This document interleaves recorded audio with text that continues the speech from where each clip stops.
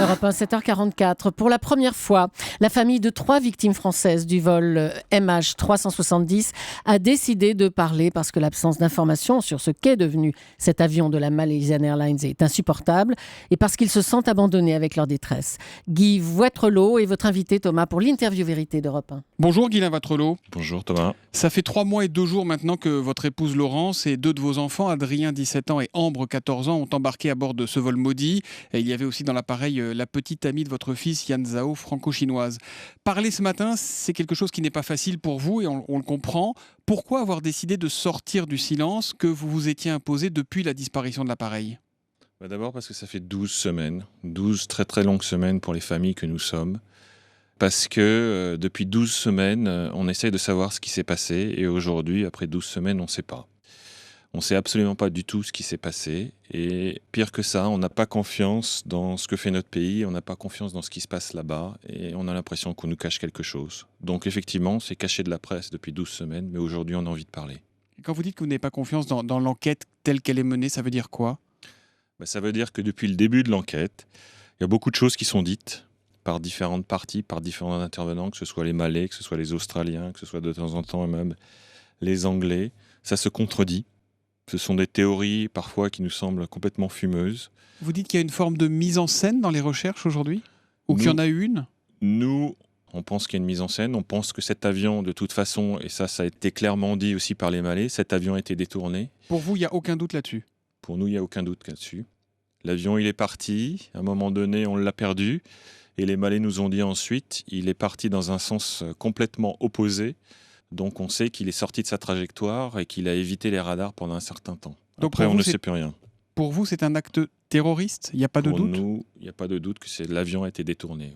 Oui. Et pourquoi chercherait-on à cacher la vérité ? Ça, c'est une bonne question. À partir de là, nous, les familles, on n'a pas de théorie sur la suite. On a quand même l'impression qu'il y a des tas de gens qui n'ont pas envie qu'on sache la vérité. Qui ?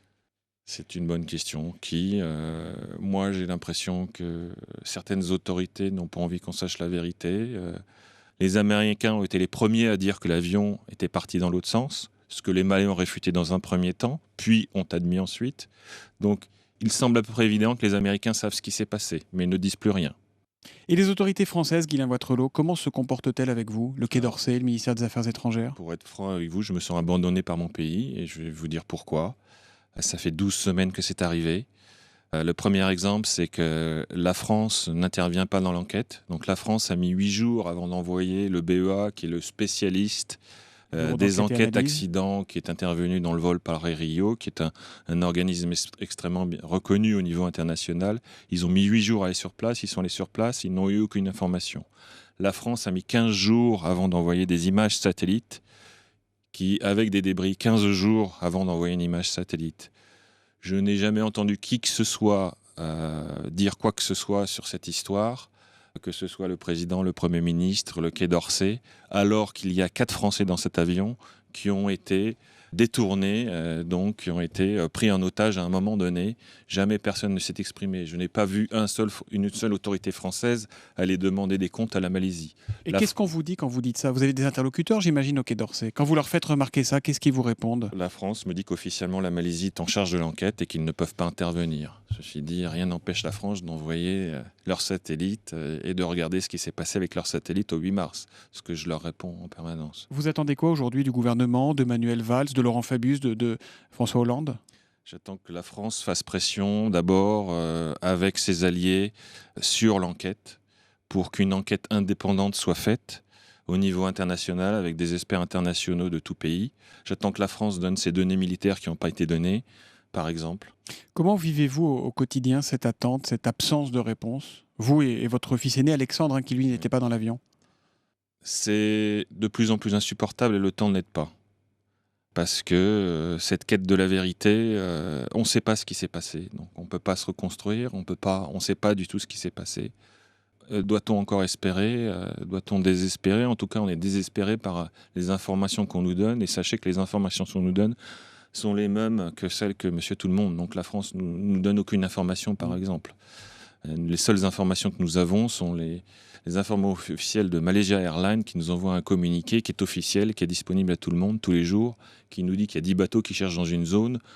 zone sur laquelle ils nous ont dit la semaine dernière qu'il n'était pas la bonne zone. Bon. Vous aviez reçu, vous, ce fameux texto envoyé par Malaysia Airlines vous indiquant qu'il n'y avait plus d'espoir ? Oui, le 24 mars, effectivement, j'ai reçu un texto de Malaysia Airlines me disant qu'il n'y avait plus d'espoir pour les familles et que l'avion s'était abîmé en mer dans l'océan Indien.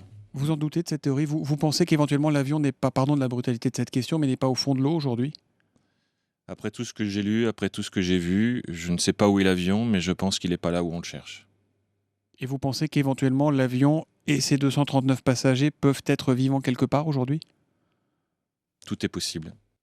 Des proches des passagers du vol MH370 veulent offrir 5 millions de dollars à toute personne détenant des informations permettant de comprendre ce qui est advenu du Boeing 777.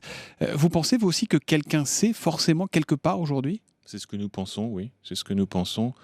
Encore une fois, je dis que c'est une zone extrêmement militarisée, donc il y a des bases militaires, il y a des satellites qui sont sur cette zone en permanence, il y a des plateformes pétrolières, donc il y a bien un contrôleur quelque part qui a vu quelque chose. Ça me paraît à peu près évident.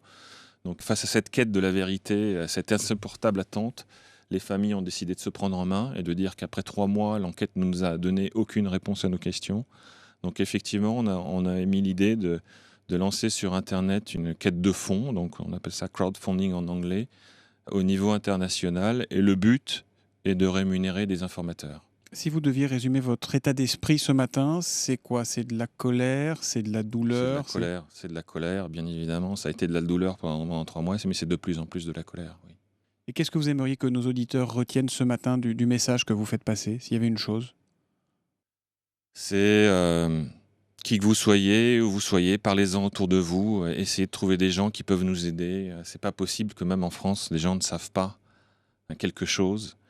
Et peut-être que des gens ne peuvent pas parler, mais essayez de comprendre la douleur de toutes ces familles et aidez-nous pour savoir ce qui s'est passé avec cet avion. Merci Guylain Watrelot d'avoir été sur Europe 1 ce matin. Merci et bon courage pour la suite. Thomas. Merci.